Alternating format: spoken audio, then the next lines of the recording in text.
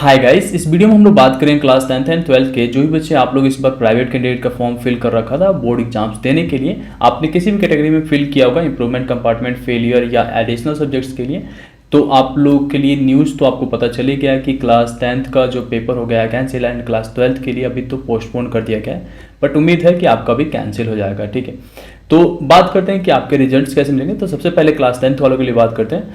तो class 10th का तो पेपर हो गया है कैंसिल, मतलब अगर सबका रेगुलर का भी कैंडिडेट कैंसिल हो गया तो आपका भी कैंसिल हो गया। तो आप में से काफ़ी बच्चे हो कि ये पूछ रहे थे मुझे कि प्राइवेट कैंडिडेट का कैंसिल हो गया कि नहीं, तो आपके लिए भी कैंसिल होगा क्योंकि एग्जाम्स उनके साथ ही आपका भी होना था। ठीक है, अब बात आती है कि आपको एडमिट कार्ड तो अभी मिला नहीं था, तो रिजल्ट कैसे चेक करोगे। तो सीबीएसई या तो दो तरीके से रिजल्ट्स आपके आते हैं, एक तो आपके डिजी लॉकर अकाउंट में आ जाता है और दूसरा ये है कि ऑनलाइन पहले ही आ जाता है। ठीक है, तो ऑनलाइन आता है तो आप रोल नंबर्स वगैरह एडमिट कार्ड पे जो डिटेल्स होते हैं उससे निकालते हो। तो आपके एडमिट कार्ड हो सकता है सीबीएसई बीच में रिलीज करे, या तो आपके अभी तक जो क्रीडेंशियल है लाइक रजिस्ट्रेशन नंबर, तो उसके बेसिस पे आप जो है रिजल्ट्स ले पाओगे। वैसे आपका ओरिजिनल रिजल्ट्स तो आपके घर पे ही पोस्ट होगा। तो आपने क्लास 10th में किसी भी कैटेगरी में अप्लाई कर रखा था, इंप्रूवमेंट, फेलियर, सेकंड कंपार्टमेंट के लिए या एडिशनल सब्जेक्ट्स के लिए, तो आप हो गए हो अब प्रमोट, मतलब पास हो चुके हो और आपके परसेंटेज एवरेज वाइज उसी तरीके से मिलेंगे जिस कैटेगरी में आपने फॉर्म फिल किए थे।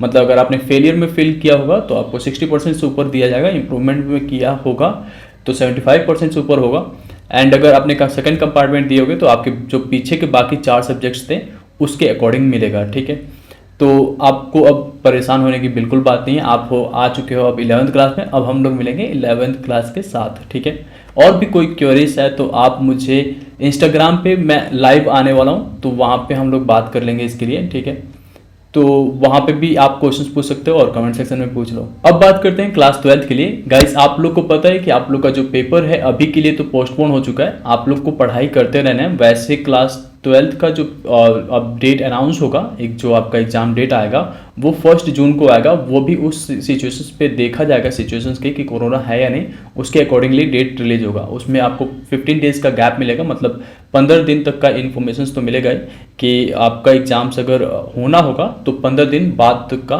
डेट शीट आएगा। ठीक है, तो चांसेस तो कम है आप लोग का एग्जाम्स हो, बट देखते हैं। तो आपके अभी प्रिपरेशंस करते रहना है। प्राइवेट में आपने किसी भी कैटेगरी में आपने अप्लाई कर रखा है, कंपार्टमेंट या इंप्रूवमेंट या फेलियर, अगर आपके भी एग्जाम्स कैंसिल होते हैं तो जो क्लास 10th के लिए क्राइटेरिया है, परसेंटेज किस तरीके से मिलेंगे वही सारा डिटेल्स रहेगा, रिजल्ट्स भी उसी तरीके से मिलेगा। फिर आप ग्रेजुएट में आप ग्रेजुएशन के लिए अप्लाई कर सकते हो। ठीक है, आपको माइग्रेशन सर्टिफिकेट और रिजल्ट्स वगैरह सब डिजी लॉकर अकाउंट में मिल जाएगा। जो बात ध्यान देने वाली है वो ये है कि अगर आप लोग का जो है कैंसिल हो रहा है पेपर और आप लोग को नंबर जो मिलेगा, अगर आप उस नंबर से खुश नहीं हो तो आप फिर से पेपर देने के लिए रिक्वेस्ट कर सकते हो सीबीएसई में, और आप सीबीएसई में किसी भी तरह का फेलियर, कंपार्टमेंट, इंप्रूवमेंट का पेपर दे सकते हो इन बिटवीन, जब भी जो है कोरोना का सिचुएशन कंट्रोल में आ जाए। ठीक है, तो इसके बारे में हम लोग ज़्यादा चर्चा कर लेंगे इंस्टाग्राम पे लाइव आके। ठीक है, तो अगर आप मुझसे वहाँ पे बातें करना चाहते हो तो आप आ सकते हो, ज्वाइन कर सकते हो।